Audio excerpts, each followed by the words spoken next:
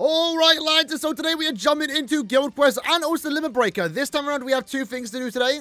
And it's more to highlight both 10th anniversary characters, but this time around RUKIA of course is going to get the spotlight. So with that in mind, for her respective Guild Quest phase, the Melee Stamina Guild Quest phase, they have buffed the HP like usual. I'm pretty sure the enemies have a lot of HP here, but given that the final enemies are power, it shouldn't really be much of a struggle. And remember, because this is a 600 million GQ score phase, you only need to clear the first 5 waves to get access to all the orbs. Any extra wave that you can be, sure, it's nice, it's extra, not needed whatsoever.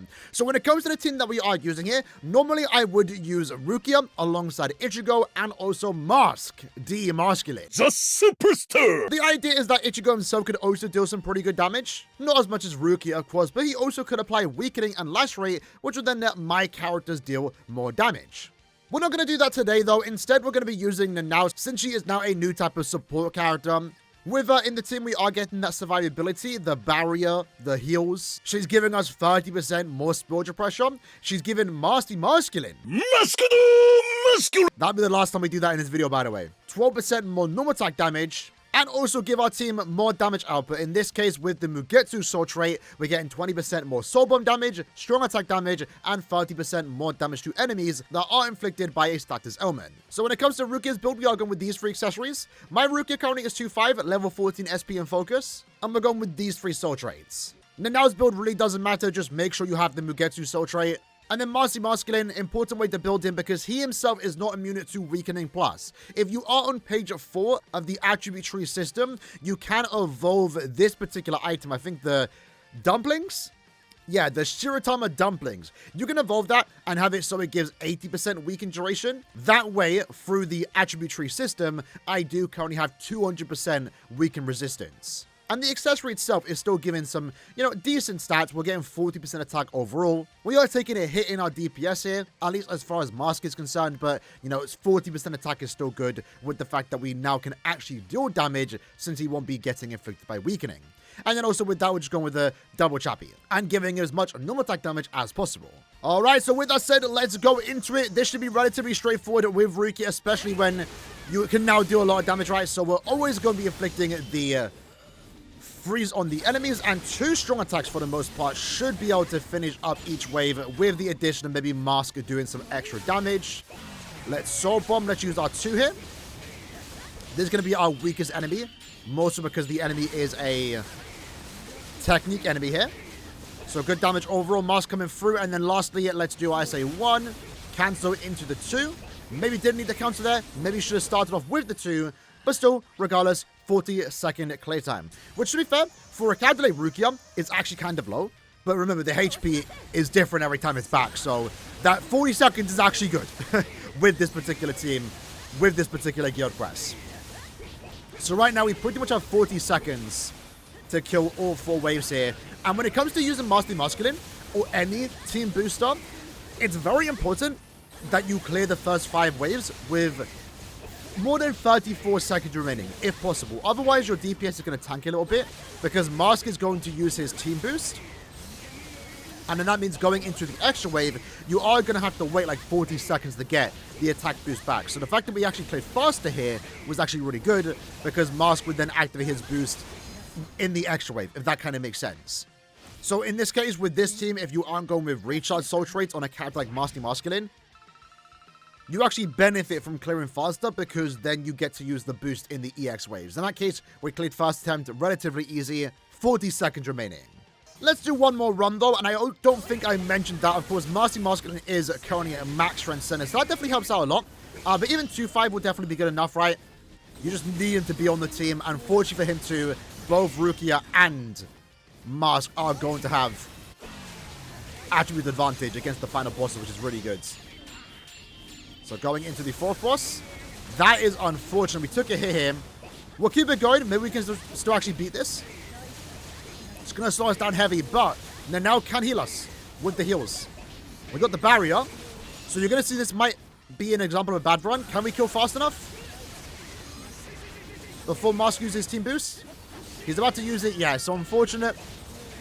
Mask did just boost our stats, and that doesn't continue into the extra wave. So you'll see here, we might not even clear the full extra waves now because we have lost our team boost effect.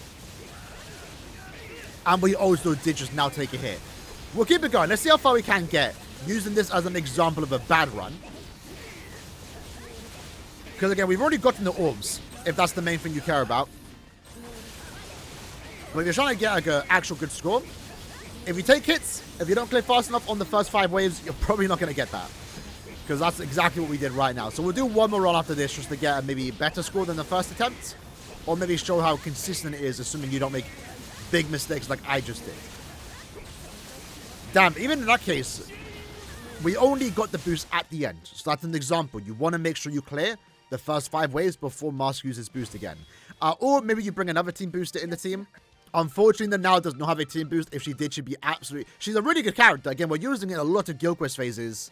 The barriers, the heals are nice, but unfortunately, we couldn't really get much healing in that quest because she did use it right before the EX wave. But if she did have a boost, man, she'd be even better. So let's try that once more, and then after that, we are going to jump into Limit Breaker because I've yet to attempt that. And it's pretty cool because this will be our 3rd Limit Breaker quest this month. Did my SA2 just not do any damage there? I positioned myself terribly there. But we'll keep it going. Let's EX into the SA2 with the 1. Good timing because just in time the SA3 does come back. Into the 1. Don't think we got a lot of damage there.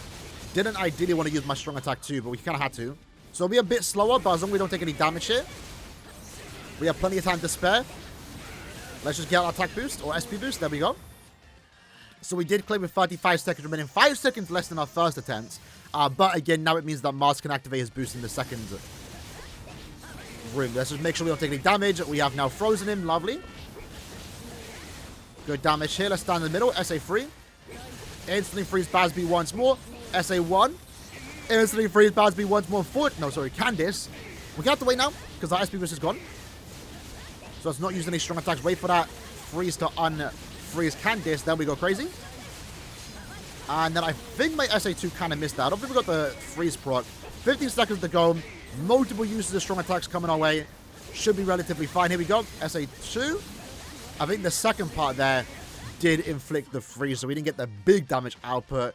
But RUKIA, Mask is coming through right now. Finally, this time around, unlike last time, the final bosses are power. And obviously, if you have the new Cubo playable Aaroniero, even though he doesn't have attribute advantage this time around, he should also still be really good for, again, allowing weakening procs to make RUKIA deal more damage. Right now, though, RUKIA pretty much is going to be the only good lead. Other than that, you have Lil Toto and Ichigo, and their damage output clearly doesn't play out here or keep up. But in this case, you can see a lot of people are using Mask, a lot of people are using the Now, and maybe more people would be using Renji if he actually had a good banner, which his banner wasn't exactly that. It was kind of a mediocre banner at the time.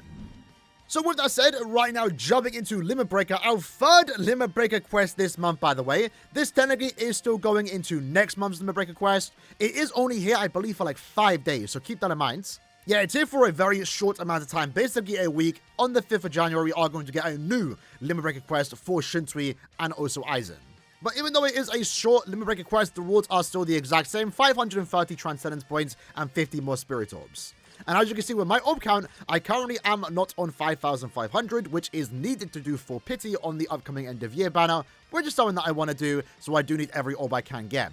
With that in mind, slot 1 is designed for the new 10th anniversary Ichigo. They recently just returned. That's the reason why we are getting this quest. Like always though, whenever you can bring a Mind character, if you have access to 1000 Year Blood War Ishin, you can use him and unironically maybe get similar clear times as 10th anniversary Ichigo. My Ichigo though, similar to RUKIA, is 2-5, level 14 SP and focus. We're going with these 3 accessories and these 3 soul trades. Slot number 2 is designed for RUKIA. We have speed damage times 2, melee attack damage times 2, and we are up against Quincy's. The build is pretty much the exact same, nothing being different here, not really even using EX skills for these characters. And then lastly, weirdly enough, Giselle wants to be used in the 3rd slot. I guess it maybe makes sense, she is returning this end of year banner as a filler. And it does seem like Caleb liked Giselle as a character because they do this character justice a lot of times. The last 2 characters have been really good. Her normal attack damage character was good. She's had 3 characters in the year. And they keep making Giselle relevant in Limit Breaker, which I'm not going to complain about because Dominate is a very powerful status element, which I would gladly take advantage of. Although, actually, now that I think about it, maybe this stage is actually designed for Shunsui and not so much Giselle. That seems more like it because, again, it is Technique Soribas. But I do have a max Shunsui Giselle. I'm doing it right now. Shunsui isn't available, so we are going with these accessories. We're going with these soul traits. My Giselle is max Transcended, but truth be told, it probably doesn't matter that much since Dominate will be doing most of the damage here. Alright then, so jumping into the room, let's see how this is going to go. So what we're going to do right now is spend the first couple rooms just more so analyzing the rooms, the enemy's positioning, to see where exactly should we be using our strong attacks to clear as fast as possible. Now, fortunately for us, it seems like the first 2 rooms are really good for Ichigo and RUKIA because you do get to... Oh, we actually killed 2 ways there. You're able to kill the entire room with just 1 strong attack. So in this case, the strong attack 2 isn't good enough to grab the enemies in the back, but if I position myself better, we might be fine. So in this case, actually, hold on. We are up against Weakening Pause. Now, I'm pretty sure Giselle's not immune to Weakening, so we do need to be careful there. But that should only really be an issue when we are up against the small enemies. If we are up against the big enemies like this, the poised ones, we should be fine because we can just inflict paralysis. Sorry, dominate. So even if our strong attacks are doing no damage for a short amount of time, we should be able to still deal damage from the dominate status alone. And that definitely does tell me that, yeah, they definitely want you to use Shunsui here for this stage. So at least we can use Shunsui day 1 on Limit Breaker, despite his technical Limit Breaker not happening until the 5th of January. So right now, thus far, thus good. Enemies are constantly being frozen. SA1, and they go down pretty fast. So right now, we're looking good on time. Let's just make sure we don't get weakened here. SA2. So the enemies are going to do a lot of damage to each other. We have to play it safe. If we take damage, we lose a lot of DPS. And we don't know when an enemy is or isn't inflicted by a status element. So there we go. That was actually really good. And clear time right now is looking also really good. 3 minutes and 10 seconds is usually what I do like to go for. And it seems like we are on track right now for a 25 stage record. Would love to get further than that. But again, the HP always scales with the cows they want to use. So I would really like if Limit Breaker would let you go into like stage 30 plus consistently. That's what I was really looking forward to when Limit Breaker first came out. Like, imagine when new characters got added, how far we could go. But, you know, they do increase the HP. So you normally always get to like 25, even with a good team. Unless you have dupes invest into the characters. And depending on the characters, you can maybe break into the 30s. Rarely ever 40s now, though. Right, so we're going to wait down here a little bit. Just to not get too close to the enemies. In this case, we might as well use our EX. Because the plan right now is to use our Soul Bomb in the next Ichigo room. And unfortunately, we kind of wasted the strong attack 2 damage there. And one enemy does not want to get inflicted with paralysis.